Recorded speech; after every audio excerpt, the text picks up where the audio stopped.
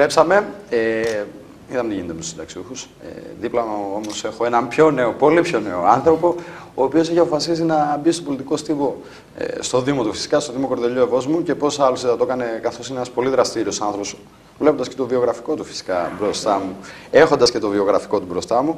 Είναι ο Κωνσταντίνος Γίδαρης, ο οποίος είναι δικηγόρος, έχει τελειώσει νομική το 2004. Ένας από τους πιο δραστήριους δικηγόρους στο Δικηγορικό Σύλλογο.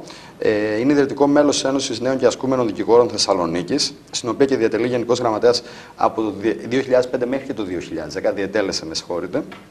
Ενώ το έτος 2013 και μέχρι το Μάρτιο του τρέχοντος έτους διατελεί μέλος του Διοικητικού Συμβουλίου του Δικηγορικού Συλλόγου Θεσσαλονίκης.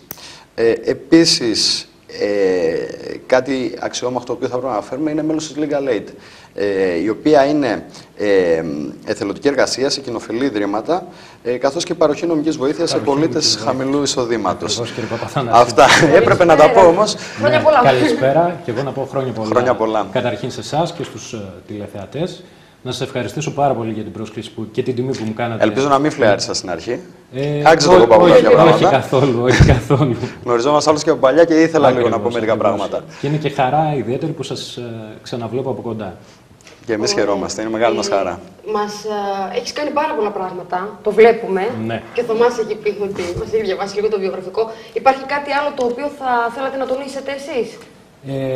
Ο κύριος Παπαθανασίου ουσιαστικά ανέφερε κάποια πράγματα σε σχέση με αυτά που έχω διατρέξει μέχρι στιγμής, και τα περισσότερα αφορούσαν στο κομμάτι με το οποίο έχω και την ενασχόληση στην επαγγελματική, δηλαδή ως δικηγόρος. Το πιο βασικό κομμάτι που έχετε μεγαλώσει. Έχω μεγαλώσει στο Δήμο Κορδελιού Ευόσμου. Έχω γεννηθεί στο Δήμο Κορδελιού Ευόσμου.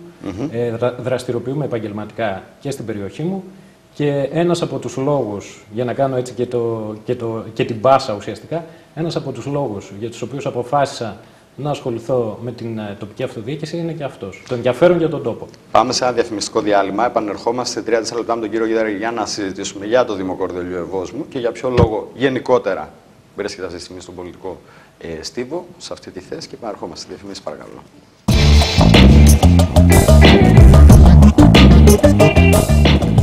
Εδώ είμαστε, επιστρέψαμε. Ο κ. Κωνσταντίνος Γίδαρης είναι μαζί μας, είναι υποψήφιος δημοτικός σύμβουλος στο Δήμο Κορδελιού Ευόσμου με την νυν παράταξη του Δήμου, με δήμαρχο επικεφαλή τον κ. Στάθη Λαφαζανίδη. Ακριβώς.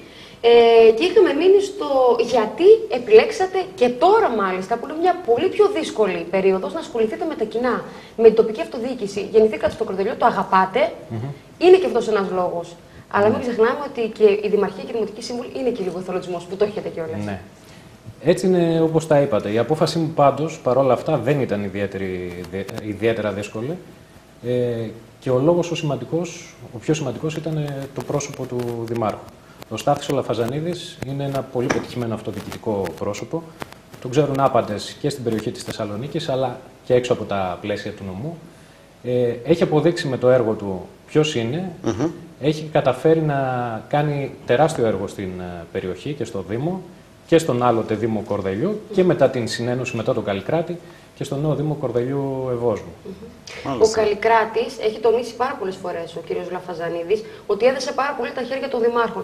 Ναι, μεν συμμαζεύτηκαν κάπως τα οικονομικά, συνενώθηκαν και αυτά, αλλά επειδή συνενώθηκαν τα οικονομικά, ο Δήμος Κορδελιού, ως ξεχωριστός Δήμος Κορδελιού, καποδιστριακός, ήταν πιο νοικοκυρεμένος. Ο κ. Λαφαζανίδης έχει τονίσει ότι είχε πάρα πολλά χρέη από τον Δήμο Ευόσμου, τα οποία τα απομίστηκε ο ίδιος. Αυτή είναι και η πάσα πραγματικότητα, κύριε Παχαντουρίδου. Όταν έγινε αυτή η συνένωση, πραγματικά σε κάθε επιχείρηση, όταν γίνονται μια συνένωση δύο επιχειρήσεων, είναι ένα πολύ δύσκολο εγχείρημα. Πόσο μάλλον όταν μιλάμε για δύο Δήμους με διαφορετικά χαρακτηριστικά, όσο κοντά και αν είναι, όσο και αν γειτονιάζουν, όσο και ο πληθυσμός να έχει πάνω κάτω όμοια χαρακτηριστικά, δεν πάβει να υπάρχει μια συνένωση υπηρεσιών και να απαιτεί μια όσο το δυνατόν πιο ομαλή μετάβαση σε ένα καινούριο σχήμα.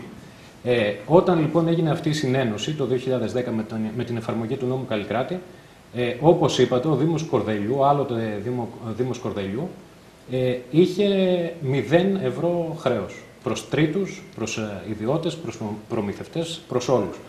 Ο Δήμος Ευόσμου, ο άλλοτε Δήμος Ευόσμου, είχε ένα τεράστιο οικονομικό άνοιγμα, το οποίο ανήρχετο εκείνη την περίοδο σε 32,5 εκατομμύρια ευρώ χρέος. Αυτή τη στιγμή ο συνολικός Δήμος πόσα λεφτά χρειαζόταν?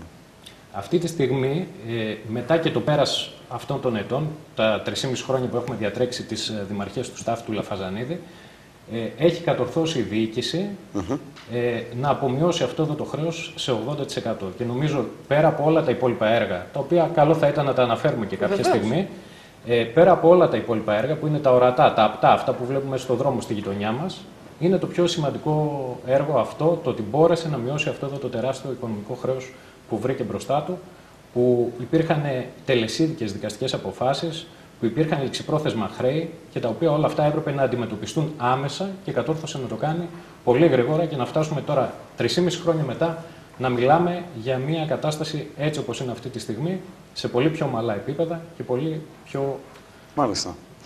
Στο κομμάτι του Ευόσμου θεωρείτε ότι υπάρχει μια συμπάθεια προς τον κύριο Λαφαζανίδη, στον Δήμαρχο?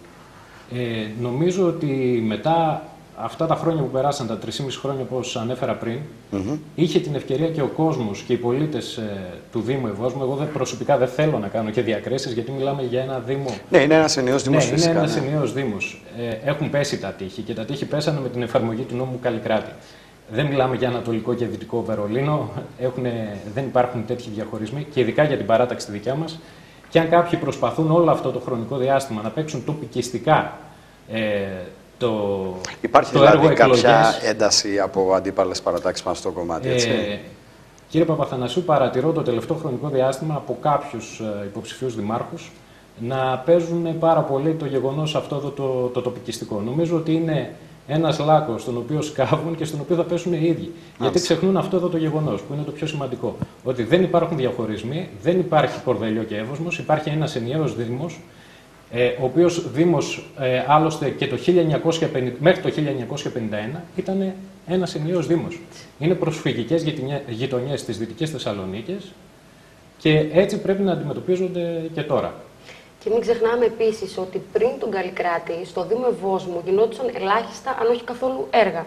Και ότι τα τελευταία 3,5 χρόνια μετά την Ένωση έχουν γίνει πάρα πολλά. Έχουν γίνει πάρα πολλά. Αξίζει να σας πω ότι στον άλλοτε Δήμο Κορδελιού υπήρχαν 15 ώριμες μελέτες. Δηλαδή, ο εκάστοτε δήμαρχος που είχε να απαιτήσει από ένα Υπουργείο, από την Γενική Γραμματεία, όταν έχει ώριμες μελέτες στα χέρια του, μπορεί να τις απαιτήσει, να τις διεκδικήσει και να τις λάβει. Όταν δεν έχεις έτοιμες ώριμες μελέτες, όπως ήταν ο Δήμος Ευόσμου, με μισή ώριμη μελέτη, δεν μπορείς και να λάβεις. Παρ' όλα αυτά. Διορθώθηκε αυτό το κομμάτι, δηλαδή την επόμενη τετραετία περιμένουμε πενταετία κάποια ένταση έργων στο Δήμο Ευόσμου? Νομίζω πως ναι.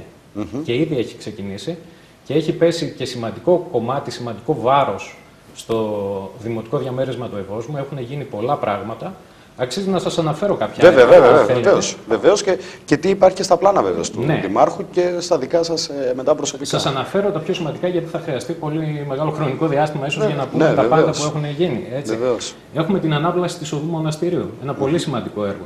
Όπως και την ανάπλαση της οδού Αντώνη Τρίτσι στην εσωτερική περιφερειακή, με ταυτόχρονη δημιουργία ποδηλατοδρόμου, κατασκευή γηπέδου μπάσκετ, πίστα skateboard και mountain bike, όργανα γυμναστικής. Είναι η εσωτερική περιφερειακή, η οδός Αντώνη Τρίτσι, που πηγαίνει πολλοί κόσμος. Είναι το παρκάκι από κάτω που βλέπουμε πολλούς να περπατάνε. Ακριβώς. Ναι, που την ονομάζουν και οδό bypass πολύ, έτσι. Επειδή πηγαίνουν διάφοροι καρδιοπαθείς. Επίσης, ένα πολύ σημαντικό έργο είναι το θέατρο της οδού Μοναστηρίου. Είναι ένα θέατρο με πολύ σύγχρονες προδιαγραφές, ίσως να μην υπάρχει δεύτερο τέτοιο στην Ελλάδα. Έχουν έρθει οι ειδικοί, το έχουν δει, ηθοποιοί κτλ. Και οι ειδικοί πάνω στο είδος. Ένα παλατάκι εν ολίγης. Ένα παλατάκι το οποίο θα είναι και θέατρο κλειστό, 350 θέσεων, και θερινός κινηματογράφος στην οροφή. Μάλιστα. Ο Δήμος έριξε μεγάλο βάρος στις κοινωνικές δομές. Λειτουργία κοινωνικού παντοπολίου, λειτουργία κοινωνικού φαρμακείου, κοινωνικού ιατρείου και κοινωνικού φροντιστηρίου. Στηρίξαμε τον πολίτη, έμπρακτα. Η κόμβη της περιφερειακής, που αυτή τη στιγμή όποιος περάσει από την περιφερειακή μπορεί να δει και να παρακολουθήσει τα έργα που γίνονται. Βέβαια, δεν είναι ένα έργο το οποίο γίνεται με την εποπτεία του Δήμου. Σίγουρα, το ξέρουμε αυτό. Αλλά... Απλά σε ρεπορτάζ είχαμε δει ότι οι δήμαρχοι συνέβαλαν πάρα πολύ στη δημιουργία. Συνέβαλαν πάρα πολύ. Αυτό θέλω να σας πω, κύριε Παπαθανασίου. Και θα ήταν άδικο να μην το αναφέρουμε, φυσικά. Αυτό θέλω να σας πω. Εγώ θυμάμαι τον εαυτό μου από παιδάκι να ακούω για τους κόμβους της περιφερειακής ότι θα γίνουν και θα γίνουν. Μιλάμε για 20 χρόνια πριν, ας πούμε, και παραπάνω. Σίγουρα η συμβολή και του κ. Μαγκριώτη, του άλλοτε Υπουργού, και του κ. Σιμόπουλου, που είναι Γενικός Γραμματέας, υπήρξε πάρα πολύ μεγάλη στο να φτάσουμε και να δούμε τα έργα να παίρνουν σάρκα και οστά. Αλλά οπωσδήποτε και η συμβολή των δημάρχων και του Στάθη του Λαφαζανίδη ήταν καταλυτική στο να ξεκινήσουν τα έργα. Έχουμε το δίκτυο των ομβρίων υδάτων άνωθεν της περιφερειακής. Η γειτονιά που βρίσκεται άνωθεν της περιφερειακής, η οποία στερού των υποδομών και πλέον είναι ένα πολύ σημαντικό έργο και αυτό, όπως και η ονοματοθεσία που γίνεται εκεί πέρα, γιατί οι άνθρωποι δεν υπήρχαν οδοί στους δρόμους. Η μονάδα φροντίδας ηλικιωμένων, η οποία και αυτή θα λειτουργήσει στη Δημοτική Ενότητα του Ευόσμου. Δημιουργία νέων παιδικών σταθμών. Συγγνώμη, σας κουράζω. Είναι παροχή υγείας, η μονάδα φροντίδας ηλικιωμένων είναι παροχή υγείας για ηλικιωμένους δωρεάν.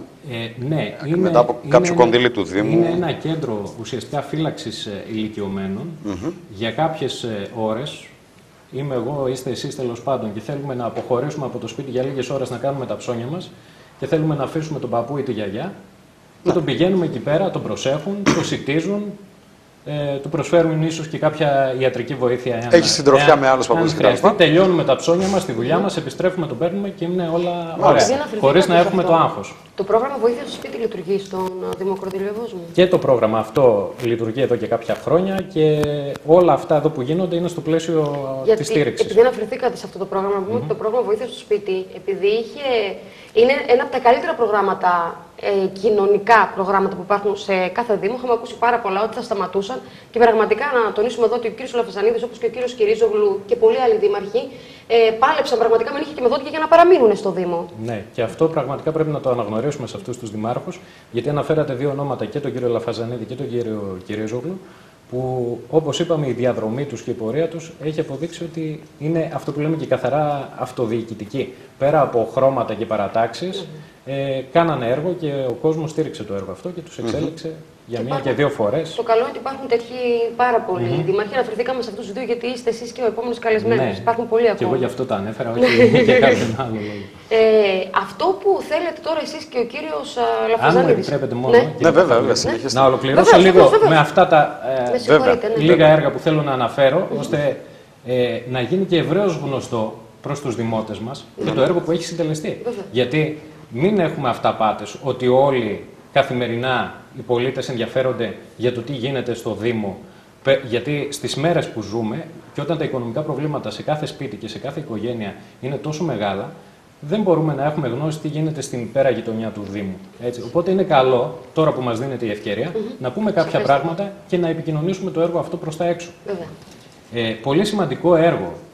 Έργο το οποίο ουσιαστικά κινούνται στο πλαίσιο να μειώσουμε τις δαπάνες, ήταν η μεταστέγαση των δημοτικών υπηρεσιών σε έργα, σε ιδιόκτητα δημοτικά ακίνητα, ώστε να μπορέσουμε να έχουμε το δυνατόν λιγότερα λειτουργικά έξοδα. Ακριβώς.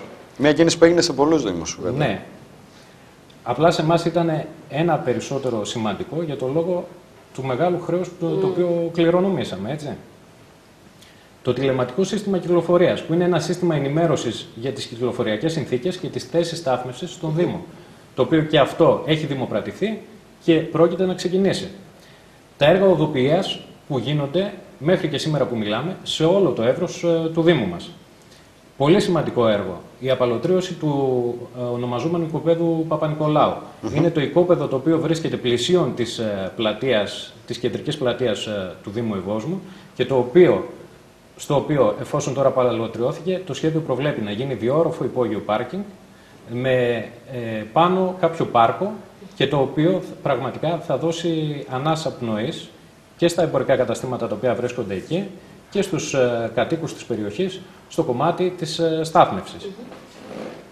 Και τέλος, κλείνοντας, είναι το σημαντικότερο έργο που έχει γίνει είναι το έργο με την απομείωση του χρέους. Αυτό το τονίζω και το ξανατονίζω, γιατί πραγματικά είναι το α και το ω σε όλη την... Για την επόμενη συνέχεια, για την κληρονομιά που αφήνεται φυσικά. Ακριβώς. Εγώ θα ήθελα να κάνω μια πιο προσωπική και πιο ανθρώπινη ερώτηση. Ναι. Εδώ βλέπουμε έναν άνθρωπο ο οποίος έχει ασχοληθεί με τον εθελοντισμό, έχει βοηθήσει νομικά πολλούς ανθρώπους μέσω του Legal Aid. Γενικά ένα πρόσωπο του Δήμου, το οποίο φαίνεται ότι έχει ασχοληθεί με πολλούς ανθρώπους που πραγματικά είχαν ανάγκη από τη βοήθειά του. Ποιος ήταν ο ρόλος στη νέα διοίκηση, εφόσον εκλεγεί ο κύριος Λαφασανίδης και εφόσον είστε νέος δημοτικός σύμβουλος? Θα χάσετε το χαρακτήρα του εθελοντισμού ή θα τον ενισχύσετε ακόμα περισσότερο, και με ποιο τρόπο φυσικά? Σε καμία περίπτωση. Η ενασχόλησή μου με τα κοινά, όπως σας είπα κύριε Παπαθανασίου από την αρχή, είχε αποκλειστικό στόχο να βοηθήσω τον τόπο μου. Δεν μπαίνω στη διαδικασία να ασχοληθώ με τα κοινά, ούτε για βιοπορισμό. Έχω την εργασία μου. Αυτή τη στιγμή ίσως χάνω από την εργασία μου με την ενασχόλησή μου με τα κοινά. Σκοπός μου είναι να βοηθήσω τον τόπο μου σε αυτές τις δύσκολες στιγμές που βιώνουμε συνολικά, και από εκεί και πέρα ο Δήμαρχος θα είμαι πάντοτε στη διάθεσή του από όποιο ρόλο μου αναθέσει και όπου νομίζω ότι μπορώ να φανώ χρήσιμος. Μάλιστα. Ωραία. Αυτό που ήθελα να ρωτήσω πριν εγώ είναι όσον αφορά, αν δεν κάνω λάθος, εάν επανεκλεγεί ο κ. Λαφασανίδης, θα είναι η 4η τετραετία του στο Δήμο Κορδελιού Ευόσμου, έτσι. Επειδή... Η δεύτερη στο Δήμο Κορδελιού Ευόσμου, και έχει και προϊστορία στον στο Δήμο Κορδελιού, βεβαίως. Αυτό που ήθελα να ρωτήσω βασικά είναι ότι πολλές φορές υπάρχουν πάρα πολλά έργα τα οποία είτε δημοπρατούνται την περίοδο των εκλογών, είτε είναι στα σκαριά, είτε στα σχέδια, και τα επομίζονται όλα αυτά τα έργα οι επόμενοι δήμαρχοι. Αυτό είναι μπράβο. Στην ουσία φοβάστε, γιατί έχω ακούσει και πολλούς δημάρχους, ότι διεκδικώ πάλι το Δήμο γιατί δεν θέλουν να μείνουν στη μέση τα έργα αυτά. Γιατί είναι έργα πνοής τα οποία τα χρειάζεται το Δήμο της. Νομίζω ότι σε κάθε Δήμο, σε κάθε επιχείρηση, να το πω έτσι πιο ευρέως, πάντοτε πρέπει να υπάρχει συνέχεια. Σκοπός μας είναι ό,τι έχουμε ξεκινήσει σαν διοίκηση. Ομιλώ τώρα εγώ χωρίς να είμαι μέλος της διοίκησης, πρώτη φορά κατεβαίνω στις εκλογές, αλλά είμαι στην ομάδα που διοικεί τον Δήμο αυτή τη στιγμή.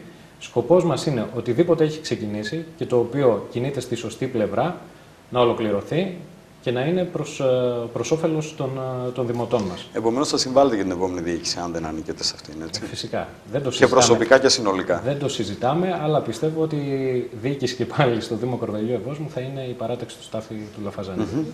Και είστε και πάρα πολλοί νέοι άνθρωποι και ηλικιακά. Ιδιαίτερα φέτος, αυτές τις εκλογές είναι πολλοί νέοι άνθρωποι και στην πολιτική αλλά και στην ηλικία. Θεωρείτε, γιατί και ο κ. Λαφαζανίδης έχει πάρα πολλά άτομα, θέλει νέες ιδέες?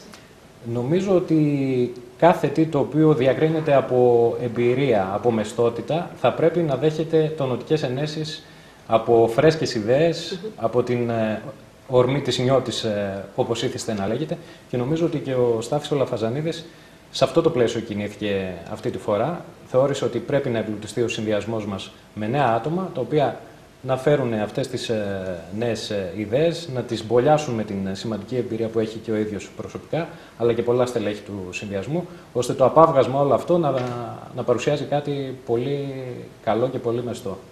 Κύριε Γιδάρη, ευχαριστούμε πάρα πολύ. Και εγώ σας ευχαριστώ πάρα πολύ. Παρουσιάσατε μια εξαιρετική σήμερα εδώ. Να είστε καλά κι εσείς. Και είναι γενικά αρχή μας να καλούμε νέους υποψήφιους. Σας ευχαριστώ πάρα πολύ. Κατά μια μεγάλη πλειοψηφία. Ήταν ιδιαίτερη τιμή και χαρά και για μένα που βρέθηκα μαζί σας. Εμείς ευχαριστούμε πάρα πολύ και χαιρόμαστε να έχουμε νέους ανθρώπους δίπλα μας οι οποίοι προσπαθούν για το καλύτερο. Να είστε καλά.